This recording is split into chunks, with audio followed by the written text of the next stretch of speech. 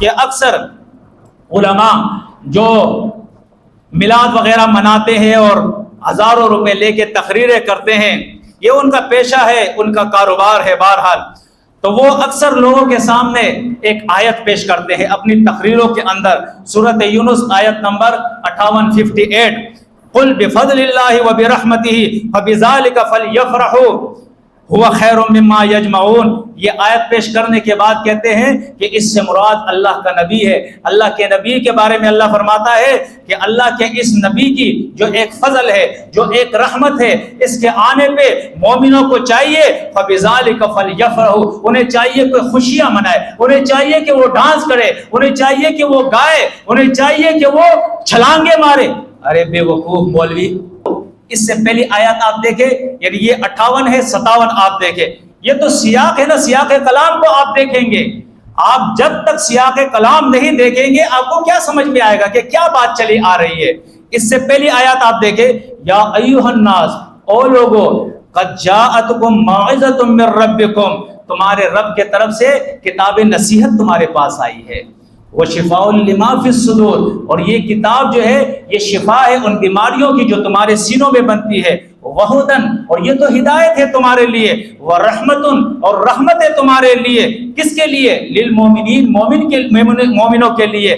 کل میں کہے نبی، مومنوں سے کہے بفضل اللہ، اللہ کے اس فضل سے جو کتاب اللہ نے بھیجی ہے، اس فضل سے اللہ سے خوش ہو جاؤ، اور برحمتی، اور اس رحمت پہ آپ خوش ہو جاؤ۔ تو ہم یہ نہیں کہتے کہ اللہ کے نبی رحمت نہیں ہے، وما ارسلناک الا رحمتا للعالمین، سورۃ انبیاء کے اندر آیت 107 کے اندر اللہ فرماتا ہے یہ نبی رحمت ہے لوگوں کے لیے، عالم کے لیے۔ لیکن یہاں جو آیت ہے جس میں اللہ فلیفرحوا کا ذکر کرتا ہے، یہاں نبی مراد نہیں، یہاں قرآن مراد ہے۔ کیا مراد ہے؟ قرآن مراد ہے۔ اب نبی رحمت ہے، نبی پہ خوشی منائے، وہ کیا ہے؟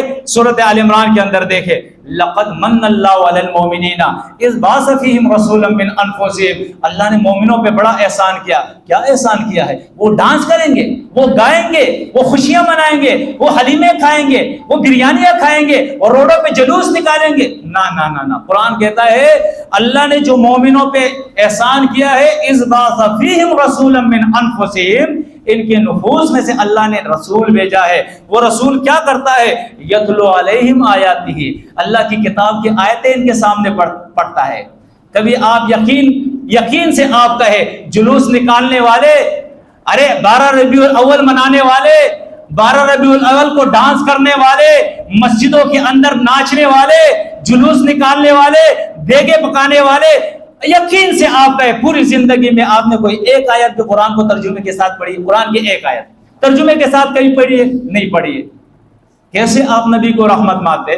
کیسے نبی کو آپ احسان مانتے؟ کیسے نبی آپ کو آپ فضل مانتے؟ ارے نبی کا تو پوری جو 23 سالہ زندگی یہ نبوت تھی وہ یہی تھی۔ قرآن بتا رہا ہے یتلو علیہم آیاتہ، یتلو علیہم آیاتہ، اللہ کی کتاب ان کے سامنے پیش کر رہا تھا، مشرکین مکہ کے سامنے، یہود کے سامنے، نصرانیوں کے سامنے، اوقاز کے میلوں کے اندر، صفا کے پہاڑی کے اوپر، حرم کے اندر، ہر جگہ کھڑا ہے، قرآن پیش کر رہا ہے۔ قرآن ہمت کرے، آگے بڑھے، رحمت ہے، احسان ہے اللہ کا، فضل ہے، لیکن اس کی سنت کو تو اپنائے، قرآن ترجمے کے ساتھ پڑھے، جگہ جگہ کھڑے ہو کر لوگوں کو قرآن سنائے، ہم کہیں گے کہ ہاں یہ رسول کا عاشق ہے، یہ محبان رسول کی جماعت ہے۔ آپ کام تو یہ کرے نا، آگے اللہ کیا فرماتا ہے وَيُزَكِّيهِمْ، اور ان کا تزکیہ نفس کرتا ہے۔ ارے پورے سال تو چوریاں کرتا ہے، ڈکیتیاں کرتا ہے، رشوت لیتا ہے، سود کا کاروبار کرتا ہے، کھانے پینے میں ملاوٹ کرتا ہے، ناپ تول میں کمی کرتا ہے، جھوٹ کاروبار میں بولتا ہے، ذخیرہ اندوزی کرتا ہے، ناجائز منافع خوریاں کرتا ہے، پتہ نہیں سے کیا کرتا ہے، پھر آ کے تو 12 ربیع الاول کو عشق کا اظہار کر رہا ہے۔ ارے جھوٹ ہے، یہ جھوٹ ہے، یہ سچ نہیں ہے۔ بخاری کی حدیث ہے، اللہ کے نبی صلی اللہ علیہ وسلم نے فرمایا کل امتی یدخلون الجنہ الا ابا، میری ساری امت جنت میں جائے گی الا من کان ابا، سوائے ابا کے۔ قیل یا رسول اللہ صلی اللہ علیہ وسلم من ابا، اللہ کے نبی سے صحابہ نے پوچھا کہ ابا کون ہے؟ ابا کے کیا معنی؟ وہ کون ہے؟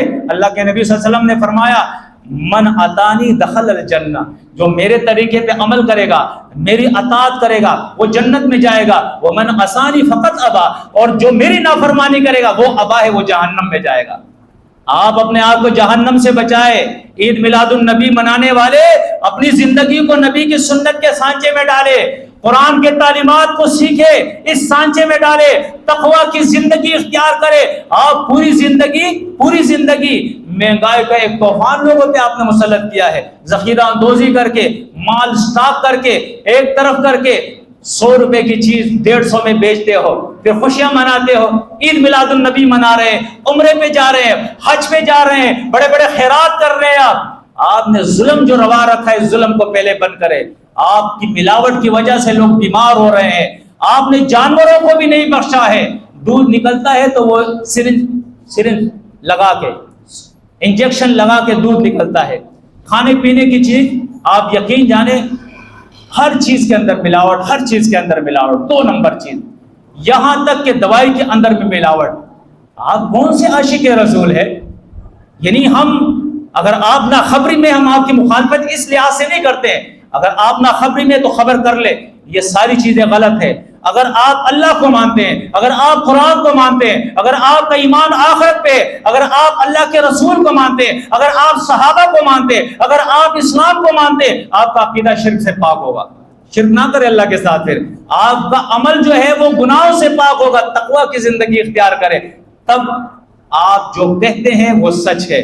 ورنہ اللہ کے نبی نے فرمایا من اطانی دخل الجنہ ومن عصانی فقط ابا، جو میری اطاعت کرے گا وہ جنت میں جائے گا، جو میری نافرمانی کرے گا وہ ابا ہے، وہ جہنم میں جائے گا۔ تو یہاں اللہ کی کتاب فرماتی ہے وَيُزَكِّيهِمْ، نبی کا کام یہ تھا، صحابہ کو وہ پاک کر رہا تھا۔ ہماری طرح صحابہ نہیں تھے، وہ ماوا نہیں کھاتے تھے جناب، سنیں، وہ سگریٹ نہیں پیتے تھے، وہ تمباکو استعمال نہیں کرتے تھے، وہ چرس اور بھنگ نہیں کھاتے تھے پیتے تھے، وہ شراب نہیں پیتے تھے، وہ زنا نہیں کرتے تھے، وہ بے پردہ اور بے حیا نہیں تھے، وہ لوٹ مار کرنے والے، ظلم کرنے والے، لوگوں کے مالوں پہ قبضہ کرنے والے، لوگوں کی عزتوں سے کھیلنے والے نہیں تھے۔ آؤ، خدا قرآن کہتا ہے فَإِنْ آمَنُوا بِمِثْلِ مَا آمَنْتُمْ بِهِ فَقَدِ اهْتَدَوْا، ان صحابہ کی طرح ایمان لاؤ جس طرح یہ لائے نبی کے صحابہ، پھر تم ہدایت کے اوپر ہو۔ تو فرمایا وَيُزَكِّيهِمْ وَيُعَلِّمُهُمُ الْكِتَابَ وَالْحِكْمَةَ، اللہ کا نبی انہیں کتاب سکھاتا تھا، اللہ کی حکمت سکھاتا تھا۔ میرے بھائیوں، تو یہ ہے اصل میں وہ حقیقت جس کو ہمیں سمجھنا چاہیے اور اپنی زندگیوں میں لانا چاہیے، اور عوام الناس تک یہ حقیقت جو ہے لے جانی چاہیے، پہنچانی چاہیے۔